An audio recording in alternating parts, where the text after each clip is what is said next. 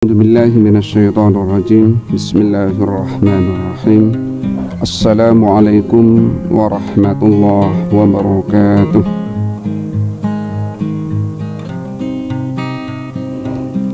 Alhamdulillah alladzi arsala rasulahu rahmatan lil alamin wa anzala kitabahu hudan lil muttaqin. Asyhadu an la ilaha illallah ilahul awwalin wal akhirin wa asyhadu anna muhammadan abduhu wa rasuluh khatimul anbiya'i wal mursalin fa salawatullah wa salamuhu ala rasulillah shadiqul wa'dil amin. Bapak Ibu jamaah salat subuh yang insyaallah dirahmati oleh Allah Subhanahu wa taala, syukur kehadirat Allah Subhanahu wa taala, pagi hari ini kita dipertemukan kembali. Mudah-mudahan Allah Subhanahu wa taala mencatat segala aktivitas kita sebagai aktivitas ibadah, dan hadiahnya insyaallah tidak hanya akan didapat di akhirat saja, tidak akan hanya didapat di dunia saja, tetapi juga akan didapat baik di dunia maupun di akhirat kelak. Bapak Ibu hadirin pemirsa yang dirahmati oleh Allah Subhanahu wa taala, pagi ini kita akan membahas tentang kesuksesan anak berada di dalam genggaman orang tua. Kesuksesan anak berada di dalam genggaman orang tua. Hadirin pemirsa yang dirahmati oleh Allah Subhanahu wa taala, ini demi anak yang lucu seperti inilah kita insyaallah juga akan masuk surga Allah Subhanahu wa taala.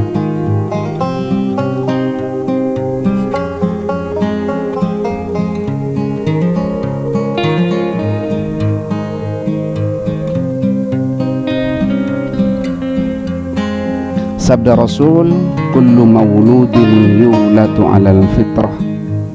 Setiap anak pasti dilahirkan dengan fitrah. Fitrah itu suci, fitrah itu potensi. Maka seorang anak lahir, anak siapapun dari agama apapun, maka anak tersebut adalah anak yang suci. Fa'abawahu yuhawwidanisi wa yunassironi.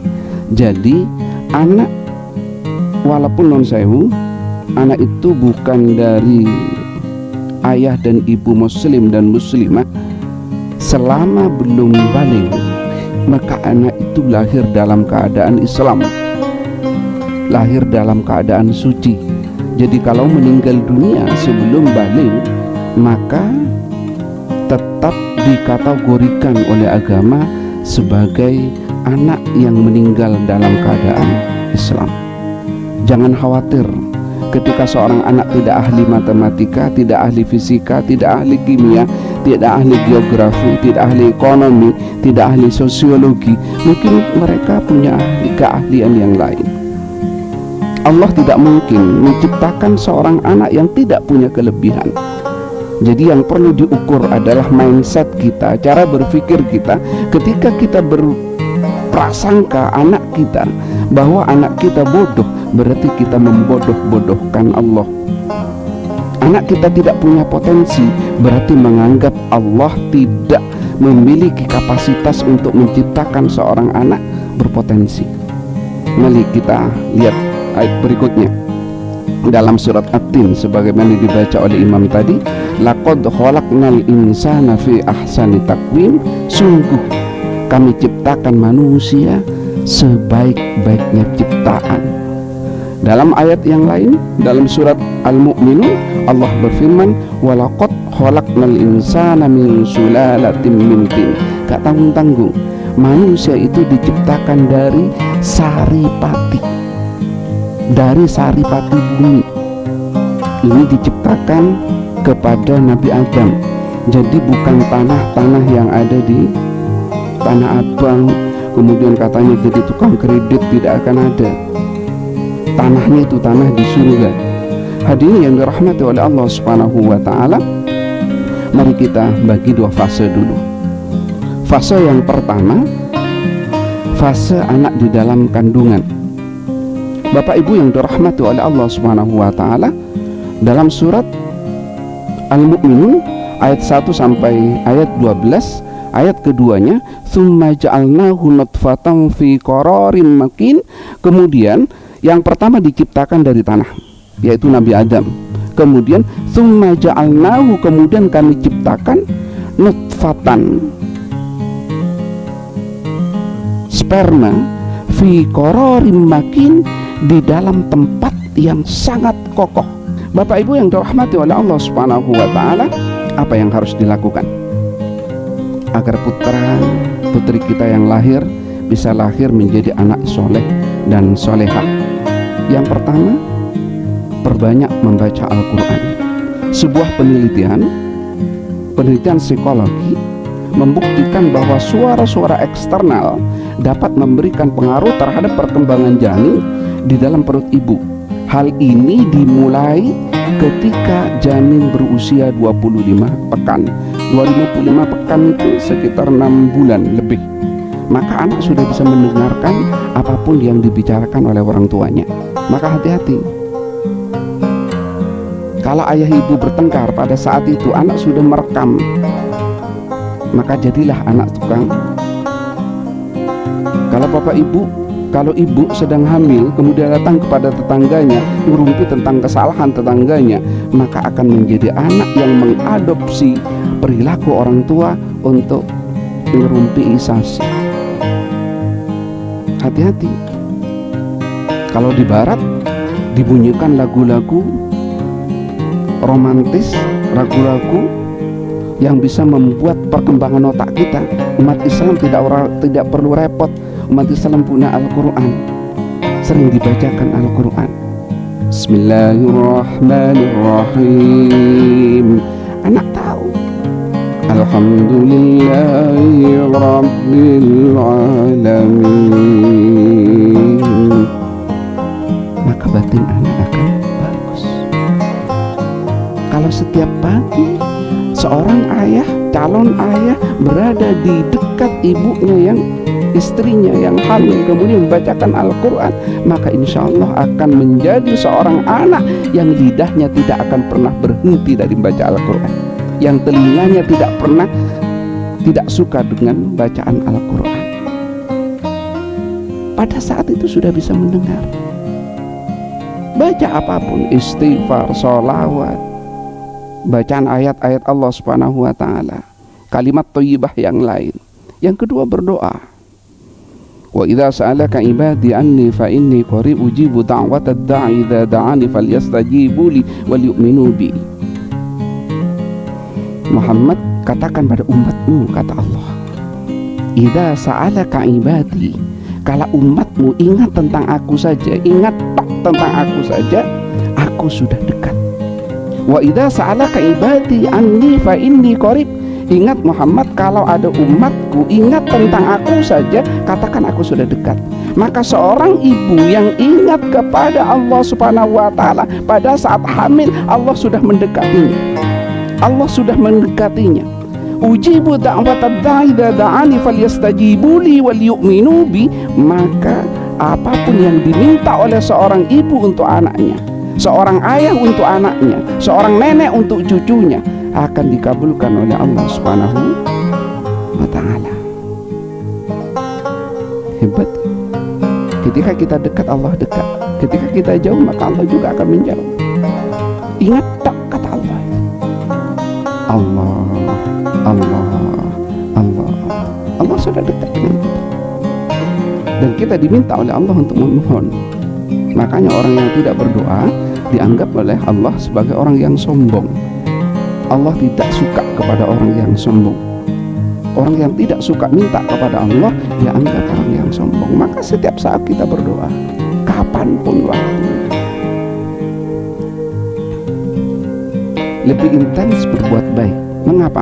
Karena dalam penelitian, seorang anak yang sudah 6 bulan itu sudah mengerti apapun yang dilakukan oleh orang tuanya. Apa artinya? Akan mencontoh apapun perilaku dari orang tuanya.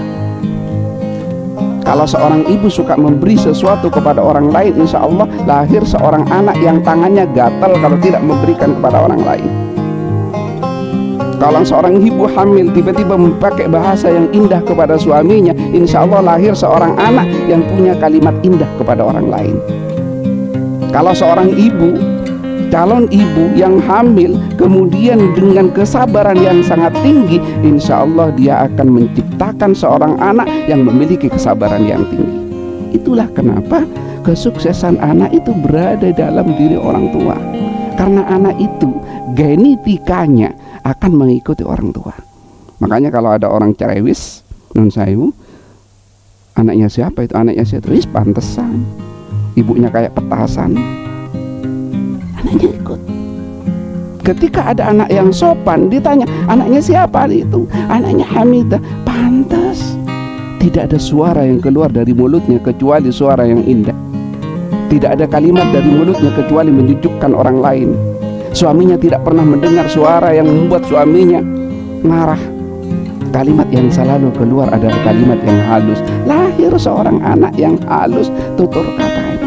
Begitu juga dengan orang tua, suami, bapak ibu, tidak hanya istri. Karena anak sudah mendengar apapun yang diperdengarkan oleh orang tuanya.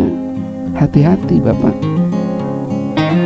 menghardi pada saat istrinya hamil, akan didengar oleh seorang anak. Perilakunya juga akan dimengerti. Allah Subhanahu wa ta'ala yang membuatnya mengerti. Yang keempat, menjaga makanan yang halal dan menyehatkan. Kadang-kadang kita fokusnya kepada menyehatkan, nutrisinya bagus, penting, sehingga bisa membuat otak anak kita cerdas, penting.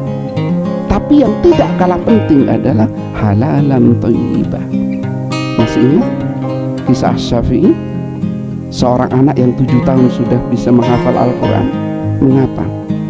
Karena ayah Imam Syafi'i suatu saat lewat di sebuah sungai.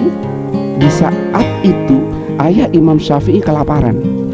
Kemudian ada jambu jatuh, mengalir, diambil, sudah sisa codot. Kemudian beliau makan.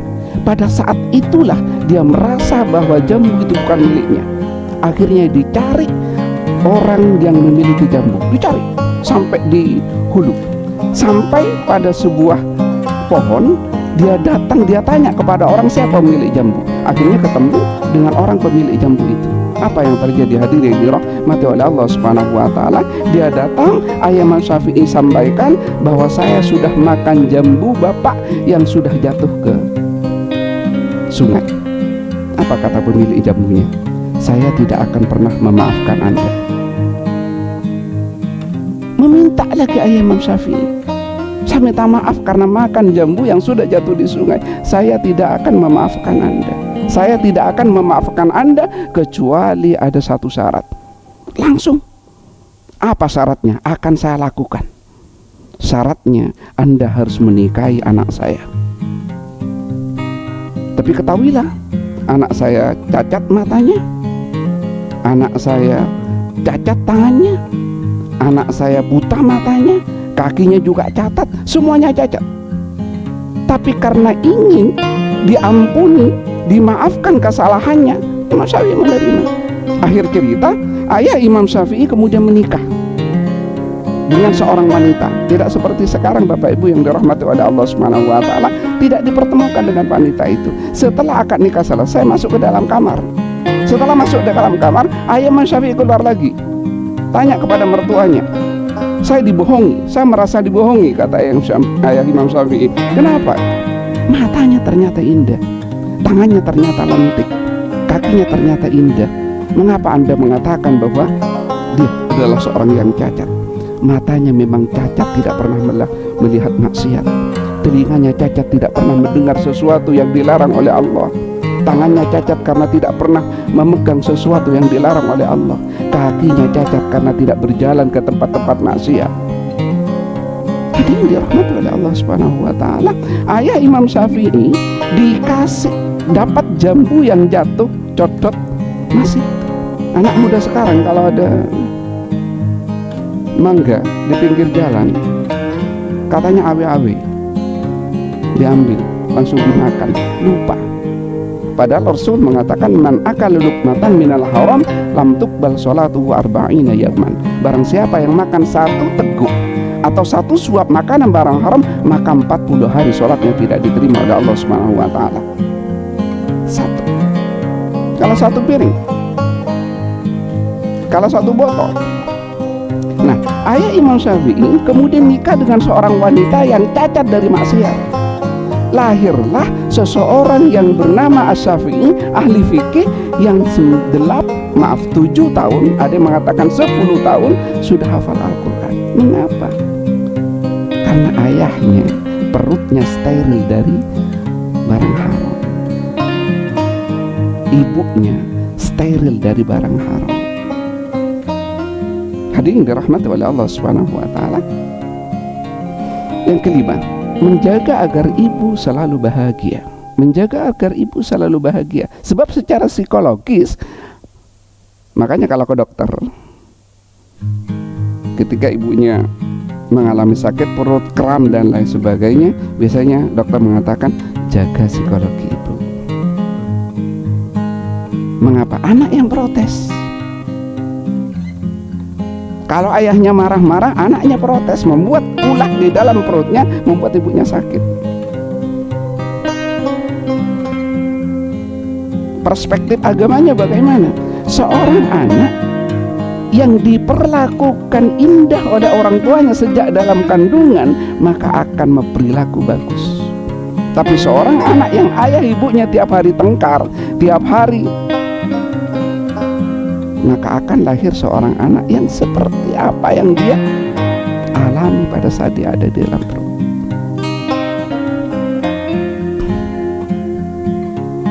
Fase yang kedua, fase saat sudah melahirkan.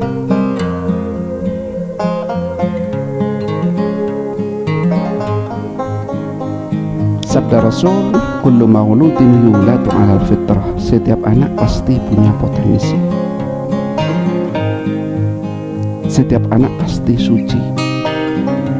Maka yang akan membuat hebat, membuat jelek, membuat Islam, membuat Nasrani, membuat Yahudi bukan anak tapi orang tua. Dan itu yang menyampaikan Rasul. Jadi anak lahir dalam keadaan suci. Siapa yang membuat Nasrani, siapa yang membuat Yahudi, siapa yang membuat Majusi, orang tuanya lah. Fa'abawahu yuhawwidanihi wa yunassiranihi wa yumajjisanihi. Jadi kalau ada seorang anak yang tiba-tiba seperti itu, orang tuanya lah. Setelah anak lahir, maka sunnahkan membersihkan dan mengusap langit-langit mulut bayi. Ini yang dilakukan Rasulullah SAW ketika ada seorang pemuda datang kepada Rasulullah membawa bayi-bayi, maka Rasulullah mengusap langit-langit bayi, mulut bayi itu dengan kurma atau sejenisnya, dengan sesuatu yang manis, mendoakan agar dapat barokah. Rasulullah melakukannya ketika ada seorang anak yang dibawa sahabat kepada Rasulullah, kemudian Rasulullah mengusap dengan langit-langit bayi dan mendoakan agar anak berkah, hidupnya berkah, mendoakan perlindungan agar dilindungi. Dilindungi dari apa? Dilindungi dari setan dan sesuatu yang membuat anak itu melakukan sesuatu yang tidak benar, memberikan nama yang bagus. Hadirin dirahmati oleh Allah Subhanahu wa taala, nama yang bagus adalah nama yang dekat dengan bahasa Al-Qur'an. Karena nama adalah doa. Jangan asal bahasa Arab. Namanya siapa? Muhammad Jahil. Padahal jahlun artinya bodoh. Kenapa bodoh ya? Memang orang tuanya memberikan nama Jahil. Muhammad Bakhil, bahasa Arab. Tapi akan menjadi anak yang kikir karena memang orang tuanya memberikan nama. Bagaimana dengan nama yang lain? Sebaiknya menggunakan nama yang dekat dengan bahasa Al-Quran. Di akikoi nanti kita bahas tersendiri sebab panjang akikoi. Baik ibu, bapak ibu yang dirahmati oleh Allah Subhanahu wa taala, di sini pembahasan kita. diberi pendidikan yang benar dan metode yang benar. Itu qala Luqman libnihi wa huwa ya'iduhu ya bunayya la tusyrik billah. Apa yang diajarkan adalah tidak menyekutukan Allah Subhanahu wa taala. Baik. Apa yang harus diajarkan? Tidak menyekutukan Allah Subhanahu wa taala. Kenapa itu? Innalladzina amanu wa amilus solihati kanat lahum jannatul firdausi nuzulan khalidina fiha la yabghuna anha hiwala qul law kana al-bahru midadan li kalimati rabbi lanafidal bahru qabla an tanfada kalimatu rabbi walau ji'na bimislihi madada. Kalau anak sudah beriman, tidak syirik, beriman kepada Allah, yakin kepada Allah, dan kemudian dibuktikan dengan amal soleh, pasti akan dibahagiakan oleh Allah Subhanahu wa ta'ala menggunakan kalimat innalladzina amanu. Inna itu huruf taukid, dikuatkan oleh Allah Subhanahu wa ta'ala. Innalladzina amanu, sungguhnya orang yang percaya kepada Allah, tidak syirik, tidak musyrik, wa amilus solihati, kemudian dibuktikan dengan amal soleh, kanat lahum jannatul firdausi nuzulan, menggunakan kalimat kana yakunu kaunan yang secara gramatika bahasa Arab dipastikan bahagia, dipastikan masuk surga. Apa surga itu hanya di akhirat? Tidak, di dunia juga ada, yaitu kebahagiaan. Yang kebahagiaan itu menjadi embrio kebahagiaan di akhirat. Rabbana atina fid dunya hasanah wa fil akhirati hasanah wa qina adzabannar. Kalau anak sudah syirik, anak sudah tidak percaya kepada Allah, anak tidak yakin kepada Allah, jangan pernah bermimpi untuk sukses. Maka yang pertama kali yang harus kita tanamkan kepada mereka adalah Allah ada di samping kita. Ibu, kalau punya putra naik kursi, jangan ditakut-takuti, nanti jatuh. Maka akan ada di mindset anak bahwa takut, takut, dan takut. Anak yang takut itu yang akan jauh dari Allah Subhanahu wa ta'ala. Makanya di TK itu ada tempat yang memang dibuat tinggi, anak naik, dan ibu melihatnya dari jauh, tidak boleh mendekat. Karena kalau ibunya dekat, ibunya cenderung mengambil, takut anaknya jatuh. Dibiarkan naik, biar dia percaya bahwa ada sosok yang selalu menjaganya, yaitu Allah Subhanahu wa ta'ala. Kenapa anak-anak kita itu tidak sukses? Kenapa anak-anak orang barat kebanyakan sukses duniawi, maksud saya? Karena kita tidak berani untuk melakukan sesuatu, tidak berani mencoba, selalu berada di zona aman, takut melakukan sesuatu. Punya uang 1 miliar, dia hanya diam, deposito, selesai dia makan dari hasil depositonya, tidak akan pernah selesai. Tetangganya tetap miskin, orang dekatnya tidak akan mendapatkan apa-apa, sebab dia menikmati uang 1 miliar dengan dirinya sendiri. Dia lupa bahwa tetangganya butuh pekerjaan, lupa tetangganya butuh makan, sehingga dia lupa untuk berniaga. Kenapa? Karena kalau untuk berniaga dia takut hartanya habis. Padahal kalau dibuatkan sebuah perusahaan kecil, maka tetangganya bisa direkrut, tukang sapunya bisa ngambil dari tetangganya, tukang jalannya bisa ngambil dari tetangganya, dan lain sebagainya. Kemudian ketika orang barat, orang lain, orang luar punya mal-mal besar, baru kita kaget. Kita di Malang, orang Malang, tapi yang punya mal bukan orang Malang, gitu. Orang Indonesia banyak, tapi orang yang punya real estate hebat itu orang luar. Gunung-gunungnya kita beli batu miliknya orang Malang, tetapi yang memiliki bukan orang Malang, tapi orang Jakarta, orang luar, dan bahkan orang asing yang sama sekali tidak mengerti bahasa kita. Kenapa? Karena kita sukanya menikmati, konsumtif, takut untuk melakukan sesuatu. Makanya Allah mengatakan innalladzina amanu wa amilus sholihat, orang yang yakin kepada Allah. Idza arada syai'an ayyaqula lahu kun fayakun. Kalau Allah sudah menghendaki pasti terjadi. Itulah sebabnya yang dipupuk pertama kali adalah yakin bahwa Allah bisa membantu setiap usaha manusia. Itu yang pertama. Makanya jangan dibuat takut. Awas kepeleset gitu. Ojo naik, awas jatuh, biarkanlah jatuh. Kasihan tukang pijit. Jangan main-main di situ. Hujan, nanti flu. Ya biarlah lah, kasihan dokter. Kalau tidak ada orang sakit, dokter mati loh Pak. Makanya dibuatlah orang itu sakit. Itu namanya ekosistem. Ada orang sakit, dokter bisa. Ya dokter nggak bisa seperti terima kasih ya Allah banyak orang sakit, nggak boleh seperti itu. Bapak Ibu yang dirahmati oleh Allah Subhanahu wa taala, yang pertama yang dipupuk adalah yakin kepada Allah Subhanahu wa taala. Kalau orang anak sudah yakin kepada Allah, maka berani akan melakukan sesuatu. Lalu metodenya apa? Nah, 3 metode. Ud'u ila sabili rabbik bil hikmah wal mau'izatil hasanah wajadilhum billati ahsan. Ajaklah kepada jalan Tuhanmu bil hikmah. Apa bil hikmah? Dengan bijak, disesuaikan dengan kondisi anak, tidak dipaksakan seperti kita. Kadang-kadang kita memaksakan sesuatu yang memang tidak disukai oleh anak.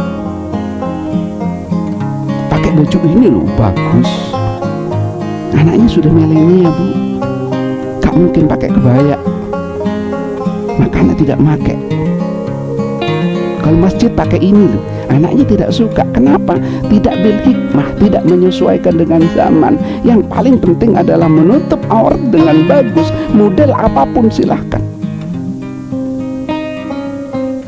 Bil hikmah yang kedua, hakama yahkum hukman, sesuai dengan hukum. Nggak usah ditambah-tambah, sesuai dengan apa yang diajarkan oleh Allah Subhanahu wa ta'ala. Atau hikmatan, bijak. Bapak Ibu ini rahmati oleh Allah Subhanahu wa ta'ala. Kalau kita mendidik orang harus bijak, tidak langsung mengatakan ini salah, ini benar dan lain sebagainya. Suatu saat Rasulullah kedatangan orang yang berzina, sudah hamil. Sampai di situ, ya Rasul, rajamlah saya sudah berzina. Apa kata Rasulullah? Engkau sudah hamil, nunggu setelah anakmu lahir. Setelah lahir datang lagi kepada Rasulullah, ya Rasul, saya sudah melahirkan. Apa kata Rasulullah? Engkau pasti punya kewajiban 2 tahun untuk menyusui anakmu, maka silakan susui anakmu. Setelah 2 tahun dia datang lagi kepada Rasulullah Sallallahu Alaihi Wasallam untuk dirajam. Apa kata Rasulullah? Insya Allah dosamu sudah diampuni oleh Allah Subhanahu Wa Taala, sebab engkau bertaubat mulai engkau datang ke sini sampai 2 tahun setelah. Bijak, tidak langsung potong tangan. Bijak, melihat masalah apa yang melatar belakanginya.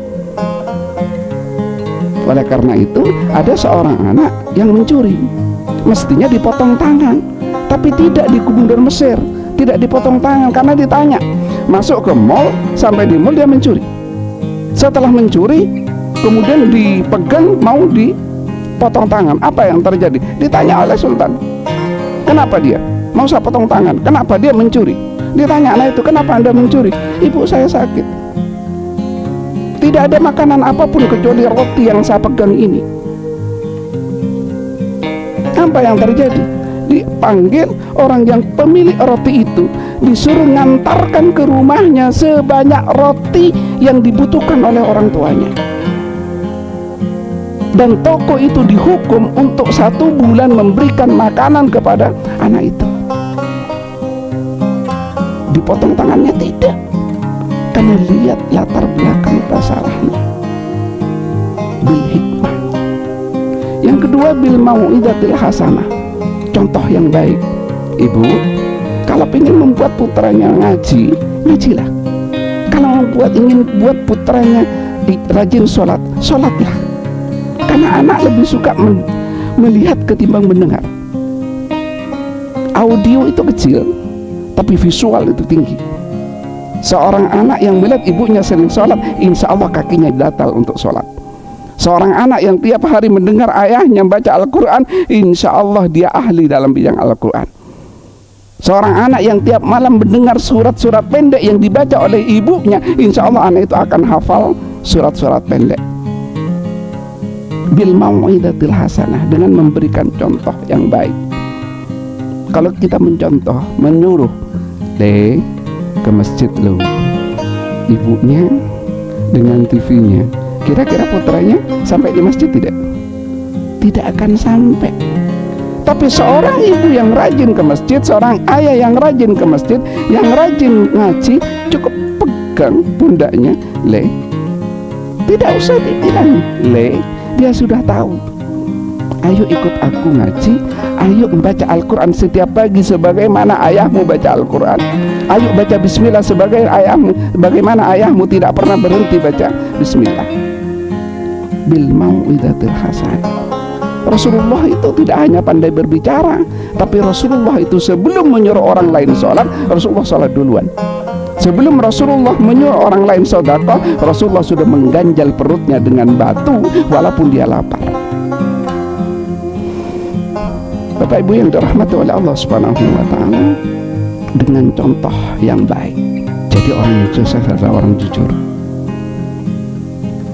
Makanya Rasul ketika ditanya, mukmin yang utama apa itu ya Rasul? Ahsanul khuluqan, yang paling baik akhlaknya. Paling baik akhlaknya termasuk jujur. Jadi putra ibu, setelah diberi akidah yang bagus, berilah tatanan mindset supaya anak itu jujur. Jangan berharap sukses walaupun dia pintar kalau tidak jujur. Ini penelitian kepada orang kapitalis, orang yang jauh dari agama, tapi mereka mengatakan karena jujur. Kemudian tahun 1996 diteliti lagi. Kenapa? Ditambah lagi. Kenapa Anda menjawab jujur? Apa kata mereka? Karena jujur adalah membangun apa yang disebut dengan trust building, membangun kepercayaan. Tukang bakso tidak akan dibeli kalau tidak dipercaya baksonya halal. Toko tidak akan didatangi kalau orang tidak percaya tokonya murah. Istri tidak akan dinikahi kalau tidak dipercaya bisa jadi ibu yang baik. Suami tidak akan dijadikan suami kalau tidak dipercaya bisa jadi imam yang baik.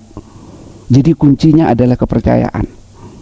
Ternyata apa yang kita hafal sidik, amanah, tabligh, fatonah di sini. Lihat yang kedua penelitian yang lain. Sabar cepat ya. Ternyata knowledge, kemampuan otak itu akan membuat sukses hanya 20%. Skill, kemampuan ahli komputer, jadi driver dan lain sebagainya hanya 30%. Kemudian apa yang 50%? Attitude, akhlak. Maka seorang anak yang memiliki akhlak yang bagus, insya Allah akan menjadi anak yang sukses, bukan hanya di akhirat tapi juga di dunia. Bukan hanya di dunia tapi akan di akhirat. Sepintar apapun seorang anak, kalau akhlaknya tidak bagus, tidak akan pernah diterima di perusahaan. Makanya tolong yang punya sekolah, yang punya tempat pengajian, yang punya pondok, yang ditekankan yang pertama kali skala prioritasnya adalah attitude, akhlak. Penelitian yang lain Bapak Ibu. Jadi kemampuan emosional itu yang akan membuat orang itu sukses. Oleh karena itu, Bapak Ibu yang dirahmati oleh Allah Subhanahu wa taala, skala prioritas seorang anak dari terakhir ya Rasul, setelah Rasulullah, setelah Allah dan Rasulnya, lalu siapa orang yang harus saya hormati? Ibumu. Kenapa ibu? Karena kunci suaranya indah dan tidak marah-marah itu ibu. Karena selalu dekat ada ibu. Yang kedua, siapa lagi ya Rasul? Ibumu. Siapa lagi ya Rasul? Ibumu. Siapa lagi ya Rasul? Ayahmu. Saya sebagai seorang laki-laki kadang-kadang protes, lalu ayah kok nomor 3? Tapi saya lanjutkan pertanyaannya, siapa orang yang selalu gelisah tengah malam ketika anaknya tidur? Jawabannya persis seperti Rasulullah, ibumu. Siapa orang yang tengah malam selalu duduk di kasur, tidak tidur karena takut selimutnya terbuka, takut seekor nyamuk menyentuh anaknya? Pasti ibu. Siapa yang mundar-mandir di pintu karena anaknya keluar sedang hujan? Pasti ibu. Siapa yang melihat makanan kemudian yang terpandang dalam wajahnya adalah wajah anaknya? Yaitu ibu. Siapa yang menjerit ketika anaknya jatuh? Sebelum anaknya menjerit, pastilah ibu.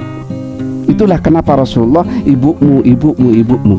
Tetapi hati-hati ibu, bahwa bagusnya akhlak seorang anak bergantung ibu.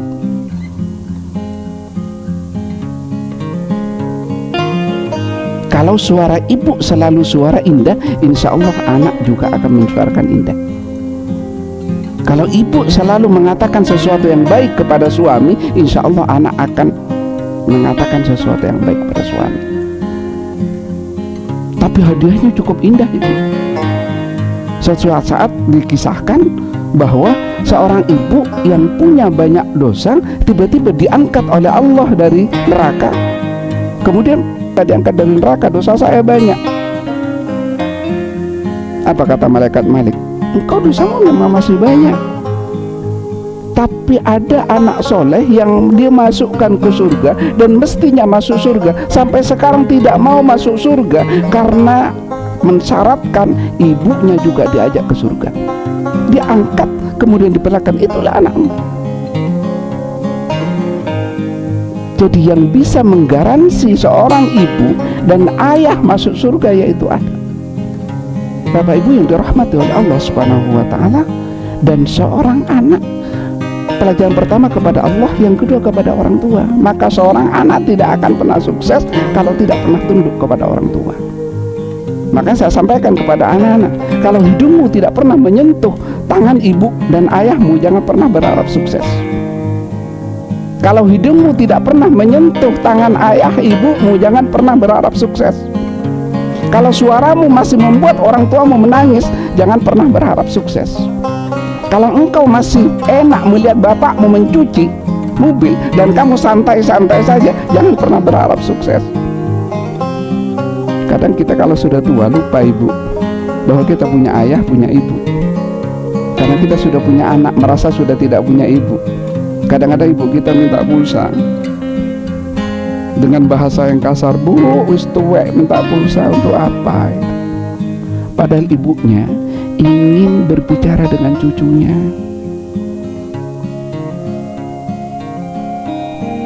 Untuk apa HP? Yang penting sudah di masjid terus menerus. Ibunya pingin berbicara dengan cucunya.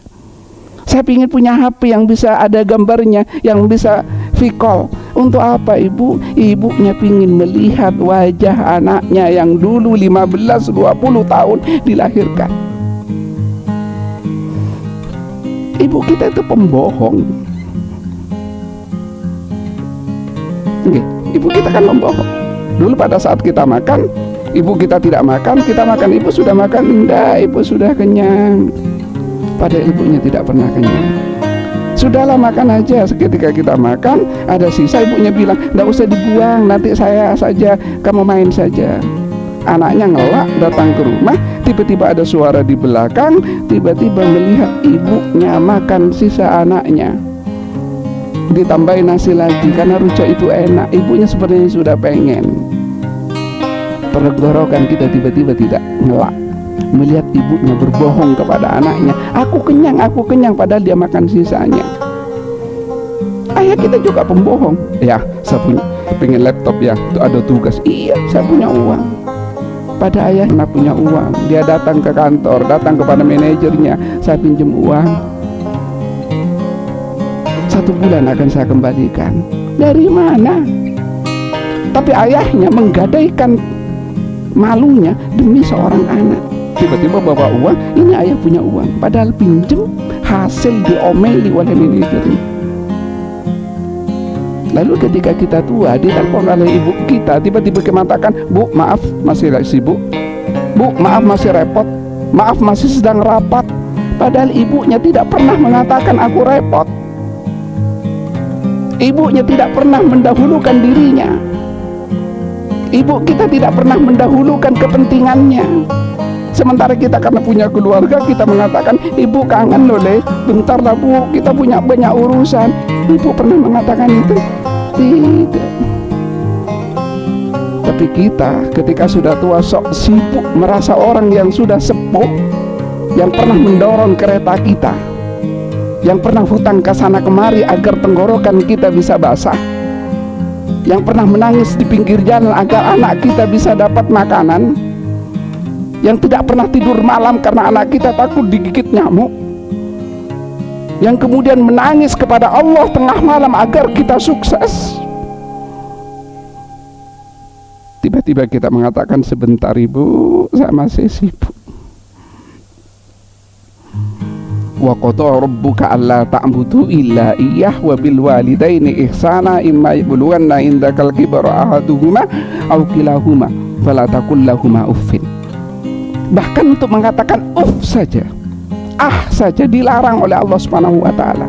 Walaupun orang tua kita salah, walaupun orang tua kita tidak sholat, bu, sholat gak boleh. Ibu sampun sholat? Belum deh, waktunya bu. Sok hebat.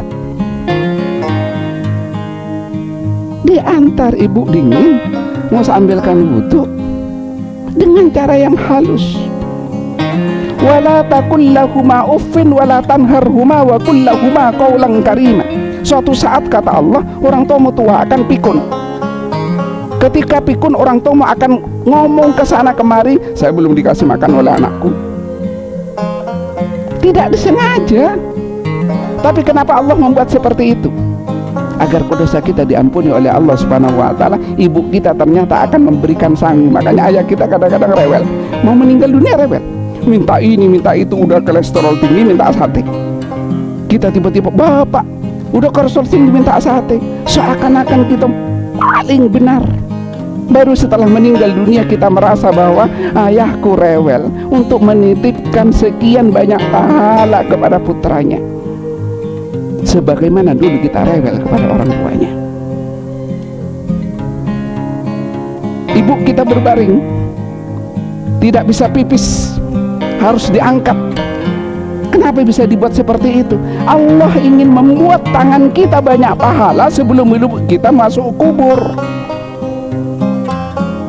Ingin tangan kita nyawi ibu sebagaimana kita dicawi oleh ibunya.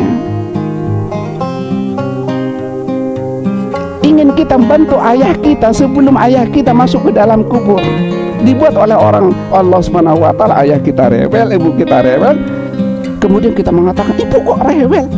Rahasianya adalah Allah ingin memberikan sangu lewat orang tua kita agar pahala kita banyak.